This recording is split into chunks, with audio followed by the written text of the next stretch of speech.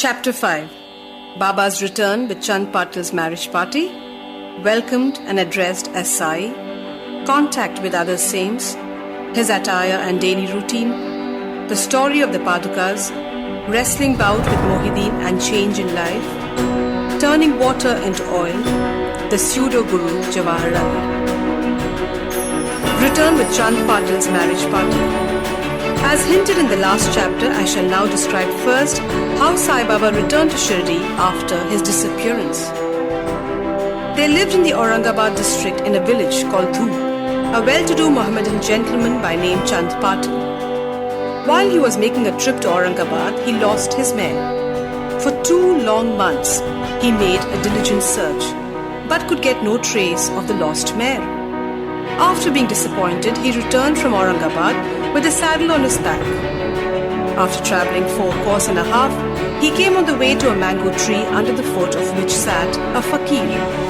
He had a cap on his head, wore kafni, and had a satka under his arm, and he was preparing to smoke a chilim. On seeing Chand Patil pass by the way, he called out to him and asked him to have a smoke and to rest a little. The queer fellow of fakir asked him about the saddle. Chand Patil replied, it was of his mare which was lost some time back. The fakir asked him to search in the nala close by. He went, and wonder of wonders, Chand Patil found the mare there. He thought this fakir was not an ordinary man, but an Avaliya, a great saint. He returned to the fakir with the mare. The chilim was ready for being smoked, but 2 things were wanting: fire to light the pipe and water to wet the chapi, or the piece of cloth through which smoke is drawn up.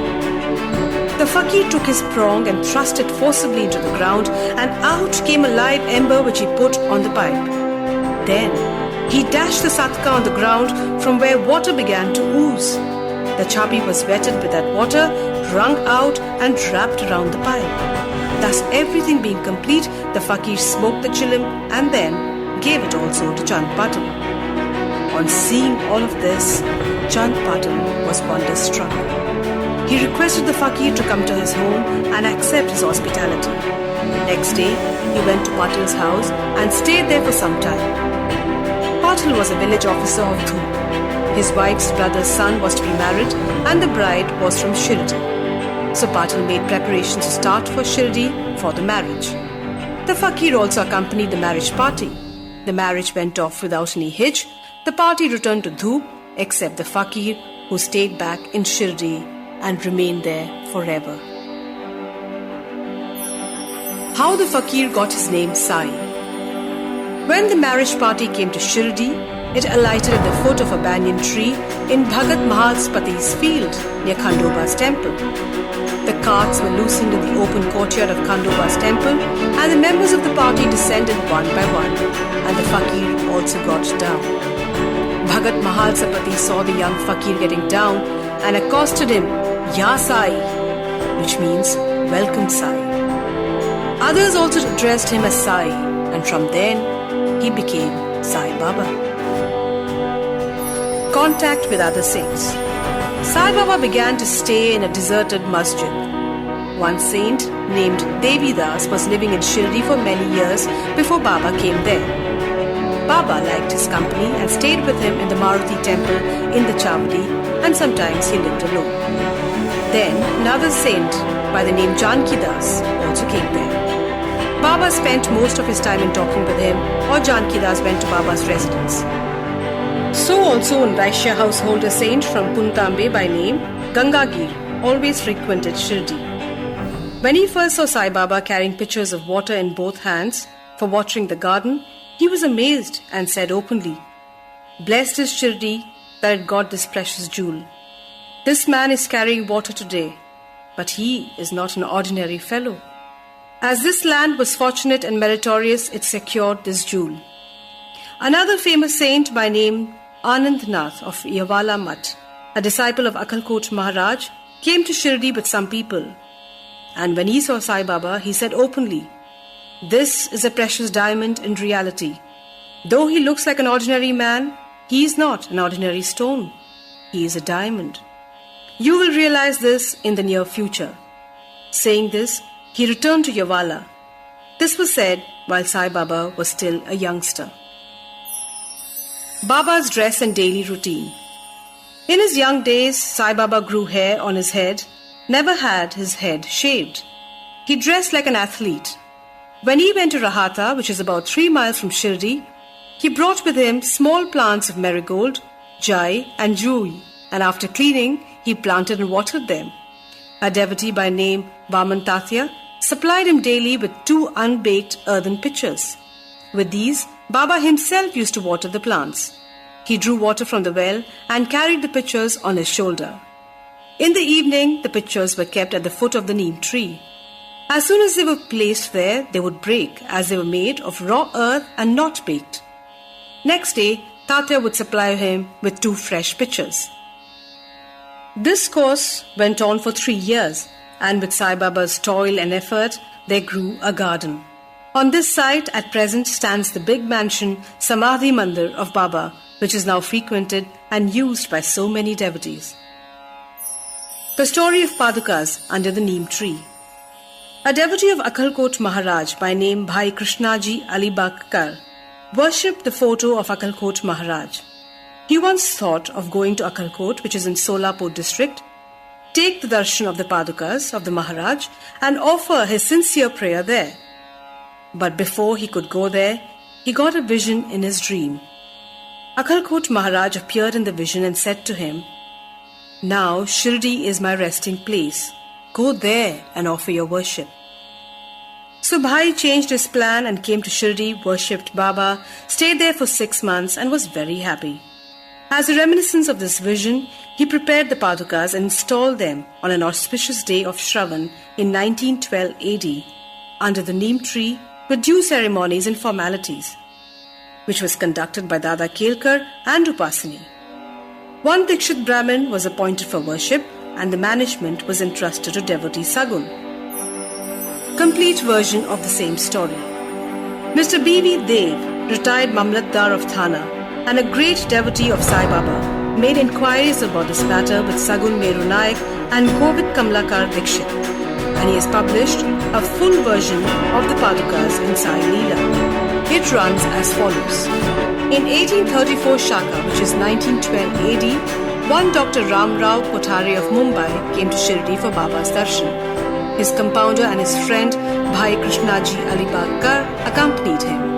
The compounder and Bhai became intimate with Sagun Meru Naik and G.K. Dikshit. While discussing these persons thought there must be some memorial of Sai Baba's first advent at Shirdi and sitting under the holy neem tree. They thought of installing Baba's Padukas there and were going to make them of some rough stone. Then, Bhai's friend, the compounder, suggested if this matter was made known to the master, Dr. Ram Kothare, he would prepare nice Padukas for this purpose. All liked the proposal and Dr. Kothare was informed of it. He came to Shirdi, drew a plan of the Padukas. He went to Upasini Maharaj in Kandhoba's temple and showed him the plan. The latter made many improvements, drew lotus, flowers, conch, disc, maize, etc. and suggested the following shloka regarding neem tree's greatness and Baba's yogic powers be inscribed. The verse was as follows. Sadha nrimba vrikshasya mooladhivasat sudhastravinam tiktam priyapriyatam tarum kalpa vrikshadhikam sadhayantam namamishwaram sadguru sainatham. Meaning, I bow to the Lord Sainath, who by his constant stay at the foot of the neem tree made the bitter and unpleasant taste of the neem leaves as sweet as oozing nectar, better than the kalpavriksha, a wish-fulfilling tree. Upasini's suggestions were accepted and carried out. The Padukas were made in Mumbai and sent to Shirdi with a compounder. Baba said they should be installed on the Purnima day of Shravan. On that day, at 11 a.m., G.K. Dikshit brought them on his head from the Kandhoba's temple to the Dwarakamai in a procession. Baba touched the Padukas, saying, "These are the feet of the Lord." He asked the people to install them under the foot of the neem tree. A day before, one Parsi devotee of Mumbai named Pastha Seth sent 25 rupees by money order. Baba gave this sum for the installation of the Padukas. The total expense of installation came up to 100 rupees, of which 75 were collected by subscription. For the first 5 years, G.K. Dikshit worshipped the Padukas daily, and then this was done by Lakshman Kacheshwar Jhakadi. In the first 5 years, Dr. Kothare sent rupees 2 per month for lighting the lamps, and he also sent the railing around the Padukas. The expense of bringing the railing from the station to Shirdi equaled 7 rupees 50 paise. The roofing was paid by Sagun Meru Naik. Now, Jhakadi or Nana Pujari does the worship, and Sagun Meru Naik offers the Naivedya and lights the evening lamps. Bhai Krishnaji was originally a devotee of Akhalkot Maharaj. He had come to Shirdi at the installation of the Padukas in Shaka 1834 on his way to Akhalkot. He wanted to go to Akhalkot after taking the darshan of Baba. He asked Baba's permission for this. Baba said, "Oh, what is there in Akhalkot? Why do you want to go there? The Maharaj of that place is here, which is myself." Hearing this, Bhai did not go to Akhalkot. He came to Shirdi off and on after the installation of the Padukas. Mr. B.V. Dev concluded Hemant Pant did not know these details. Had he known them, he would have not failed to depict them in his Sai Satcharitra. Wrestling bout with Mohideen Tamboli and change in lifestyle. To return to other stories of Baba, there was a wrestler in Shirdi by name Mohideen Tamboli. Baba and he did not agree on some points and both had a fight. In this, Baba was defeated. Thenceforth, Baba changed his dress and his mode of living. He donned kafni, wore a langot and covered his head with a piece of cloth. He took a piece of sackcloth for his bed and was content with wearing torn and worn-out rags. He always said that poverty is better than kingship, far better than lordship. The Lord is always brother of the poor. Gangagir was also very fond of wrestling. While he was once wrestling, a similar feeling of dispassion descended over him, and at the proper time, he heard the voice of an adept saying that he should wear out his body, playing with God. So he too gave up samsara and turned towards God realization. He established a mutt on the banks of the river near Puntambe and lived there with his disciples. Sai-Baba did not mix and speak with the people. He only gave answers when he was questioned. By day, he always sat under the neem tree, sometimes under the shade of a bubble tree, near the stream, at the outskirts of the village. In the afternoon, he would walk at random and go at times to Nimgaon. There, he frequented the house of Bala Sahib Dhengli. Baba loved Mr. Bala Sahib. His younger brother named Nana Sahib had no son, though he married a second wife. Bala Sahib sent Nana Sahib for taking darshan of Sai Baba, and after some time, with his grace, Nana Sahib got a son. From that time onwards, people began to come in numbers to see Sai Baba, and his fame began to spread and reached Ahmednagar. Nana Sahib Chandorkar and Keshav Chidambar and many others began to come to Shirdi. Baba was surrounded by his devotees during day and slept at night in an old and dilapidated masjid. Baba's paraphernalia at this time consisted of a chilim, tobacco, a tumbrel, which is also a tin pot. He wore a long kafni, a piece of cloth around his head, and carried a satka, a short stick, which he always kept with him. The piece of white cloth on the head was twisted like matted hair and flowed down from the left ear on the back. This was not washed for weeks. He wore no shoes, no sandals. A piece of sackcloth was his seat for most of the day. He wore a waistcloth band, and for warding off cold, he always sat in front of a dhuni which was facing south, and with his left hand resting on the wooden railing. In that dhuni, he offered an oblation of egoism, desires, and always uttered Allah Malik. The masjid in which he sat was only of 2-room dimensions, where all devotees came and saw him. After 1912, there was a change. The old masjid was repaired and a pavement was constructed. Before Baba came to live in this masjid, he lived for a long time in a place Takia, where with ghungroo tied on his ankles, Baba danced beautifully and sang with tender love. Turning water into oil. Sai Baba was very fond of lights. He used to borrow oil from shopkeepers and keep lamps burning the whole night in the masjid and temple. This went on for some time. The Baniyas who supplied oil for free once met together and decided not to give him oil. When as usual Baba went to ask for oil, they all gave him a distinct no. Unperturbed, Baba returned to the masjid and kept the dry wicks in the lamps. The Baniyas were watching him with curiosity. Baba took the tin pot, which contained very little drops of oil, put water in it and drank it, and then forced it to fall into the container. After consecrating the tin pot in this way, he again took the water from the tin pot and filled all the lamps with it and lighted them. To the surprise and dismay of the watching Baniyas, the lamps began to burn and kept burning the whole night. The Baniyas repented, apologized, and Baba forgave them and asked them to be more truthful in the future. The pseudo-guru Jawahar Ali. 5 years after the wrestling bout of the above mentioned, one fakir from Ahmednagar by name Jawahar Ali came to Rahata with his disciples and stayed in the spacious rooms near Veerabhadra temple. The fakir was learned, could repeat the whole Quran and had a sweet tongue. Many religious and devout people of the village came to him and began to respect him. With the help of the people, he started to build an Eidgah near the Veerabhadra temple.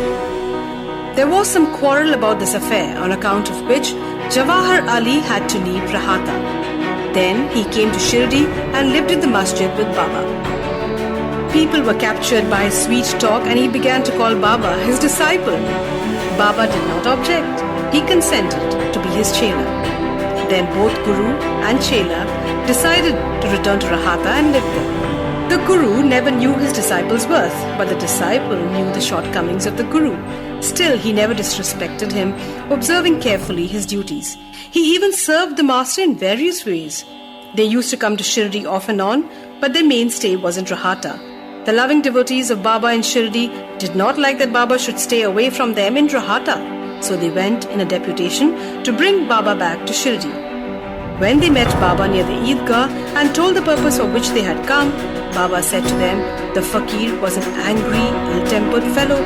He would not leave him, and that they should better go back to Shirdi without him before the fakir returned. While they were thus talking, the fakir turned up. He was very angry with them for trying to take away his disciple.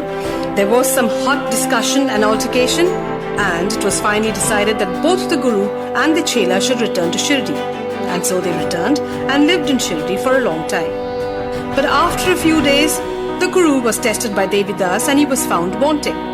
12 years before Baba arrived in Shirdi with the marriage party, this Devidas was about 10 or 12 years then. He came to Shirdi and lived in the Maruti temple. Devidas had fine features and brilliant eyes, and he was dispassionate incarnate and a dhyani. Many persons, namely Tatya Khote, Kashinath and others, regarded him as their Guru. They brought Jawahar Ali in his presence, and in the discussion that followed, Jawahar was worsted and fled from Shirdi. He went and stayed in Bijapur and returned after many years to Shirdi and prostrated himself before Sai Baba. The delusion that he was Guru and Sai Baba his chela was cleared away, and as he repented, Sai Baba treated him with respect. In this case, Sai Baba showed by his conduct how one could get rid of egoism and do the duties of a disciple to attain the highest end of self-realization. This story is told here according to the version by Mahal Sabavi. In the next chapter will be described Ram Navami festival, the masjid, its former condition and later improvement. Bow to Shri Sai. Peace be to all.